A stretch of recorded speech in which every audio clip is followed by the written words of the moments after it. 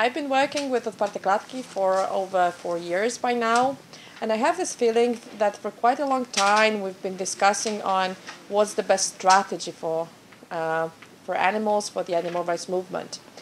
But I believe that there is like another part to the story that's just as important, and this is the execution of our strategies.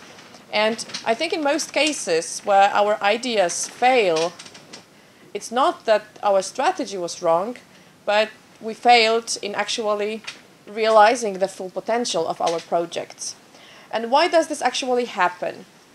I think just like Gabia talked about yesterday, we kind of get very distracted in our work, like our personal work, and in a very similar manner, organizations also easily become distracted, and they tend to engage with things that are rather urgent than important. It's like a really big problem because in our everyday life, both private and organizational, every time there is a clash between urgency and importance, it's kind of natural for us to first respond to urgent things. So every time someone posts some comment on Facebook about our organization, we would just drop all the projects we are doing at the moment just to respond to the comment. And I think at some point you might feel that you can spend 8 hours working without actually bringing your great projects or great ideas closer to life, just because we mostly do this like tiny things that are urgent but not necessarily important. I'm going to talk about a book that I've read about this issue. It's called 4 Disciples of Execution. And the authors of this book gave also some ideas on why such a lack of concentration might happen. And one of the reasons is that we sometimes have just too many goals that we want to achieve. And they called this a law of diminishing return. According to them, if our project campaign has no more than 2 or 3 goals, we are quite likely to achieve them all, because it's easier for us to focus if we know exactly what we should focus on. And then, if the project or campaign has something like 4 to 9 goals, we'll probably only be able to achieve 1 of them, just because we are not that focused on anything. And probably if we have something like 11 to 20 goals, none of them would be ever accomplished. They also say that one of the reasons we tend to have so many goals that we are trying to achieve is that as activists, and especially as leaders of organizations, we tend to be very creative people. So, we wake up every day with having new ideas on how to solve some problems and so on. So I think it's very easy to say no to bad ideas, but at some point our problem is not that we have bad ideas, it's that we have too many of good ideas. But if we have like 10 good ideas, we're probably still not going to be able to do everything. So probably one of the biggest struggles of organizations and of leaders is actually saying no to good ideas. Another reason why it might be difficult for organizations to accomplish their goals is that we kind of use wrong metrics to keep track on what we are doing. We have 2 types of metrics that we can talk about in both our personal life and our organization life, and those are lag metrics and lead metrics. So lag metrics is something that we can easily calculate, but when we can calculate, it's actually already too late to change anything about them. So, for example, we might have this goal to have like twice as many Facebook followers in half a year. So 6 months pass, then we check if we have this bigger number of followers, and we either are happy with the results or we are not.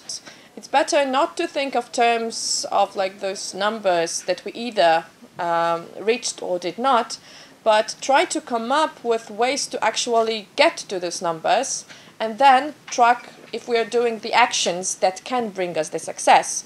So, for example, if we notice that, for example, every time we post a photo with a petition, it brings us, for example, I don't know, 10 or 15 new followers, then we can calculate that if we do this like every week, it will give us this and this number of new followers. And we can use the example of weight loss to show how wrong and right metrics might look like. So for example, if you want to lose, I don't know, 10 pounds body weight, you might have this plan to do this, for example, in 1 year. But then you cannot just wait for 1 year to see if it actually happened or not. It's better to have a plan on how you want to actually achieve this goal. So what are the 2 ways you can lose your body weight? Like, one of them would be like limiting the number of calories that you are eating daily. And this is also something that you can actually track. So you can, I don't know, calculate how many calories you eat per day. You can calculate like how many calories less you should eat, and then see if you're doing this. So this is also trackable, and it can lead you to this success later on. Another thing that you can do is, of course, to exercise. So you might have this plan, for example, to exercise daily or exercise 3 times per week and track this thing. I think it works really well for organizations, because if you only give this lag measures, so something that you can only see after a certain amount of time if it worked or not to your team, then many people just wouldn't know what to do exactly. It's like, for example, if you say to your organization that our goal for this year is to have more money, then it seems like a good plan, because it's like very kind of concrete, but actually for many people it would be like, okay, but what can I do to do this? But if instead you would say something, we want to have more money for our organization, and we can do this by, for example, posting like fundraising calls on our Facebook page every week. We can do this by calling our donors every month. We can do this by organizing fundraising events, for example, every quarter of a year. Then it's much easier for people to actually get engaged into this, because now they really see what they can do and not only what they should achieve. Okay, for example, we are collecting signatures under petition, and 1,000 signatures is our like measure. We want to have 1,000 signatures. So how we can create this lead measure to actually collect this 1,000 of signatures? For example, in one protest action, we could have, I don't know, 100 signatures. Yeah. So if you have, so if you know that in general you have one protest, one protest gives you 100 signatures, so then you know that to get 1,000 you need 10 protests, and then you just calculate the number of protests. So like one of the ways to actually make our organization more efficient in achieving our goals is to be like way more practical in how we show what the goals are. And then comes the third part, which is, if you're working with your team on something, you want to achieve this goal, you know what is the lead measure to achieve this, you also have to create a sort of scoreboard, so that every member of the team at any time of the day can go and see how they are performing. I think it's much easier if you work in an office, because you can basically use a board and, you know, draw something. I kind of think that it's going to be more difficult for us, since we mostly communicate online.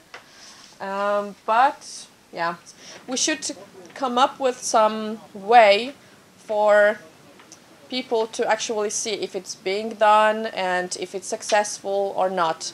Because without this ability to track the actions, it's also difficult for people to participate in the process. And then out of those 4 disciples of execution, the 4th one is to create culture of accountability. And their idea is basically to have a meeting every week that lasts no more than 20 minutes, and the only like aim of the meeting is for for every member of the team to say what they did to achieve the goal last week, and then answer the question that says, what are the 1 to 3 most important things I can do this week to impact the scoreboard that we have created? I think this is something that we have been doing sometimes in the Twarteklatki with, like, you know, it had our... It is so corporate. Like stand-ups in the morning in big corporations. But I think works, yeah, I know. we were doing this in Warsaw for quite some time, and when we were doing this, I think we were working really like much better than we do now. I think it's really good to actually involve as many team members as possible. I think it makes people more engaged if they are able to say in the meeting what they did, because you know, it's just a shame to stand up and say, well, I did nothing. Yes, and you know, and we know that peer pressure is actually the most powerful tool we have. But I think it's also really nice to say what cool things you did to help, I don't know, animals, your organization, your friends, and so on. So what do you think about this? Do you think it's useful, and can you see any ways how you can use this in your work or in your organizations? I think that we have to expose this idea of accountability. We even tried this at the, I guess, before beginning of Tishtinar Way for, I know, like a couple of weeks, when we gathered like something like weekly or every other week, and we decided that, yeah, every meeting we first say what we did, and then have a meeting and decide who does what, and on the other meeting we do the same. So I think it was beneficial, but I'm not sure why we stopped. Yeah, I think this is why you always stop exercising regularly, or like keeping good diet, or any kind of productivity trick that you know. I think it's just it's quite hard for us to do the right things like all the time. We tend to be like lazy asses, and it's like you remember this Baluch's yeah. So I think it's like, you know, like with these bowls that always fall down. Like every time we come up with something good, it takes like a lot of effort to actually do this. And once it's like, you know, if you go running every day and then there's one day when you don't do it, it's so much easier to not do it on the second day as well, and it's even easier to not do it on the third day, and so on. And this is also something that I notice a lot in Twarteklatki, that we had so many good ideas that we kind of followed for a few weeks, and then yeah. So I think the only solution is just to try to do it again.